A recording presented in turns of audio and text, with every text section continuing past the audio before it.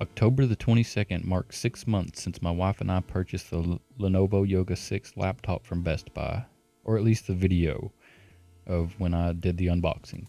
We got it on sale for just under $700 with shipping and handling. And those aren't my hands.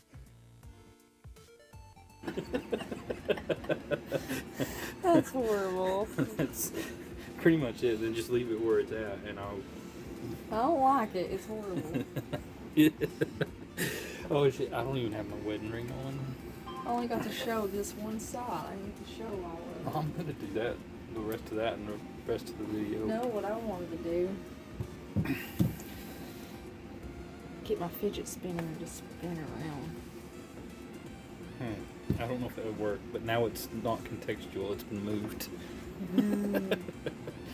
Wifey Lady is making an appearance in this video. Well, her hands are, and she's actually lent her voice for some of the observations she has had about the laptop.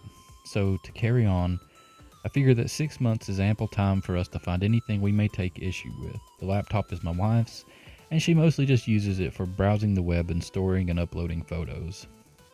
She also plays some browser games on it, but not full-blown gaming on the laptop.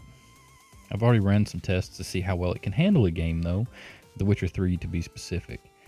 I will also run a test editing a video in DaVinci Resolve on it. DaVinci Resolve being fairly CPU intensive, it maxes out the CPU usage on my desktop, which is an Intel i5 4460 for those curious. A lot of videos can chug while attempting to play back in the editor on my desktop, and it actually makes editing pretty difficult, especially more elaborate projects. Anyway, I don't intend to run any benchmarks like Cinebench or anything, as I would rather see how it performs in the tasks that my wife and I, would find the laptop useful for. Now, with the intro out of the way, we'll just run through the notes that we've taken over the last couple months and tell you what we think about it. I don't like that it powers on as soon as you open it. I don't know that I do either. The hinges aren't the sturdiest feeling, yet the laptop isn't super easy to open. However, I do think it would be entirely plausible that it could open in a bag or backpack and power on, which would lead to it draining battery life.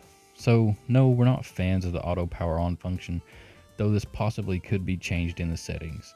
Another nuisance on the same aspect, say you want to check to see if you actually remembered to turn the laptop off. Well, there's no way to tell without actually opening the screen, which will turn the laptop on. So this feature is more of a problem than a bonus. I like that it has the privacy filter for the webcam. I do as well. I think it's a nice feature, perhaps not entirely necessary for us, but it is nice to have that peace of mind. It's useful for anyone who may be wanting to use the webcam, especially with all the talk of Zoom calls and people lounging in their underwear at home. It's more of a joke than anything, but definitely plausible. I like that it's fast, especially compared to the old CloudBook laptop we had. 8 cores is pretty darn nice. The AMD Ryzen 5700U is a pretty sweet processor as far as I can tell by the specs, and this laptop does feel like it runs pretty well.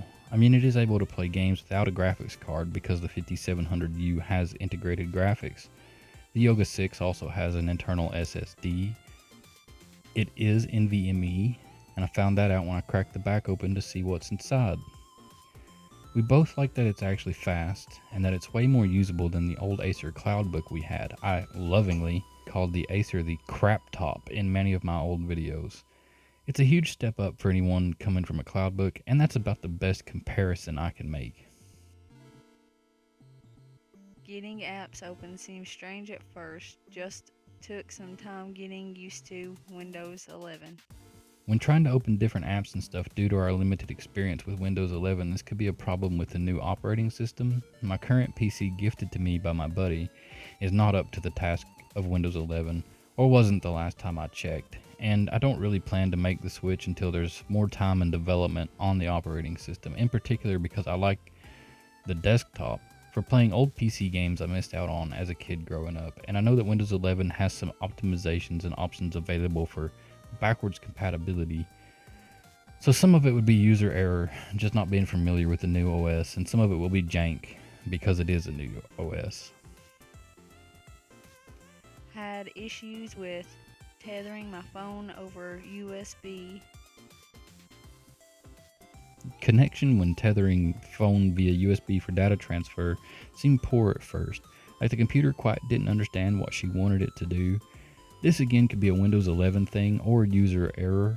I'm not entirely sure what she was trying to do, and it has been 6 months since we got it. I know the laptop has updated a few times since we purchased it, and in my testing with the Samsung Galaxy Tab S6 Lite here, I didn't really have any issues other than learning how to transfer items to the laptop over USB, mostly because this just isn't the method I would personally use for transferring files, and that's because the old desktop won't communicate with my phone at all by USB tethering. The laptop gets fairly hot when sitting in my lap.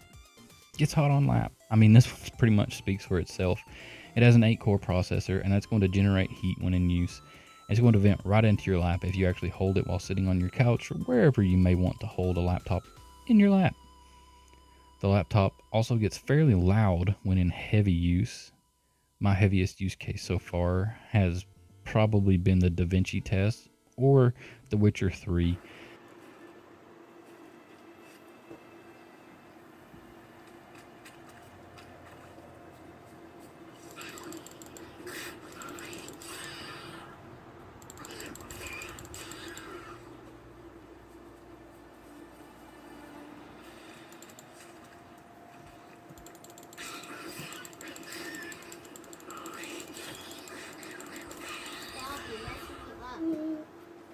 The fans did ramp up pretty loud while playing The Witcher 3, which again means a ton of heat being dumped into your lap.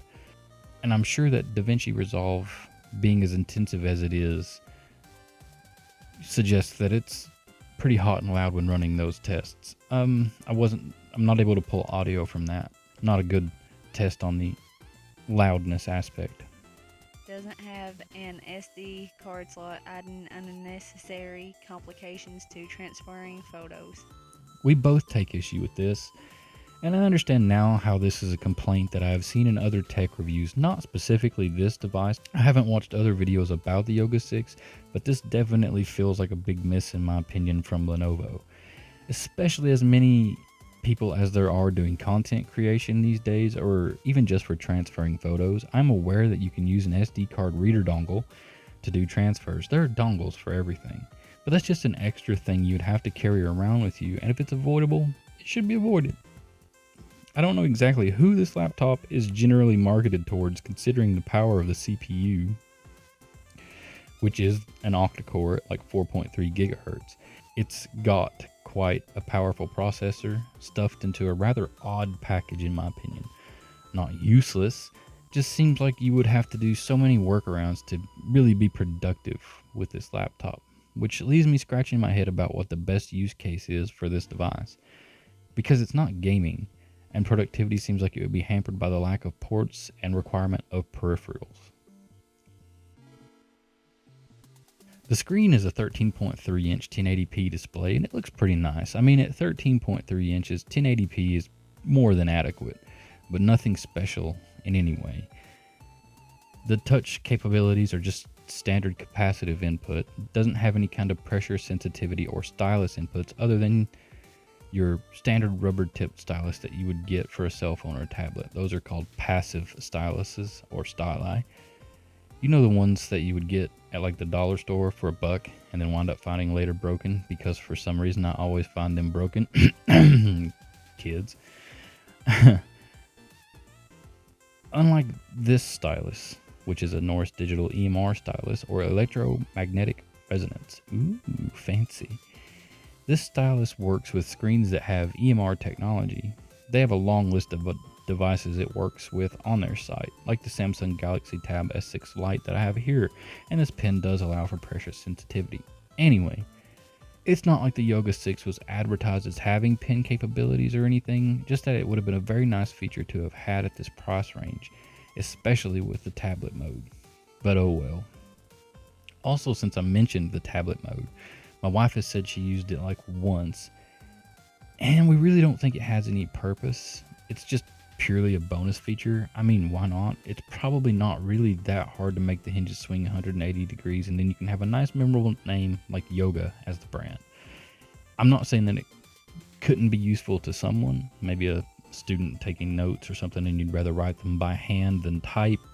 I don't really know the best use case for the tablet mode. 8 cores, octa-core, core, more cores. I'm typing this script and these notes out on the most powerful desktop I've ever sat in front of, and it's just a quad core from 2014. I mean, the motherboard still runs DDR3, if that tells you anything. Like we made note of earlier, the laptop is fast, and it feels fast. And in the DaVinci Resolve test, which you should be watching right now, it feels pretty good for productivity, despite the lack of ports, because there are dongles for everything. And the Lenovo smoked my desktop, just outran it completely in the DaVinci test. Anyway, with the DaVinci test hopefully now done in the background, you can game on the Lenovo Yoga 6. It has integrated graphics in that 5700U, as I mentioned earlier, though you're not going to stream on it or record gameplay from the laptop itself. I think that's pushing it a little bit much. But I was able to comfortably play The Witcher 3 at high settings with post-processing effects set to medium.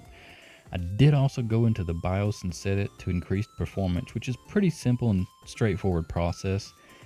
Just restart the computer, and as it's powering on, mash F12 or whatever to go into the BIOS, where you should see power options. Set them to performance mode, save and exit, and the PC will now be in the new power setting. Wouldn't mess around with too much other stuff if you're not familiar with this, with the BIOS of a PC.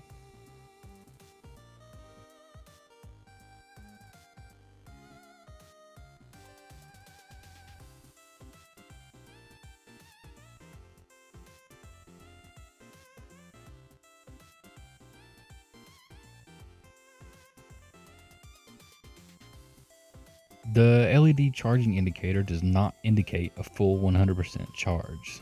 So when you plug it in, if it's on low battery and charging, the LED indicator will be orange, and it will change to white when charged. However, this does not actually reach 100%. It does not mean that it's 100% when the LED indicator turns to white. I personally don't like this, as I would rather it change to white when the laptop was fully charged, or if it had different stages of colors to indicate different charge levels, like red for up to 30%, orange for up to like 70%, etc. That would have been a better indicator of charge status.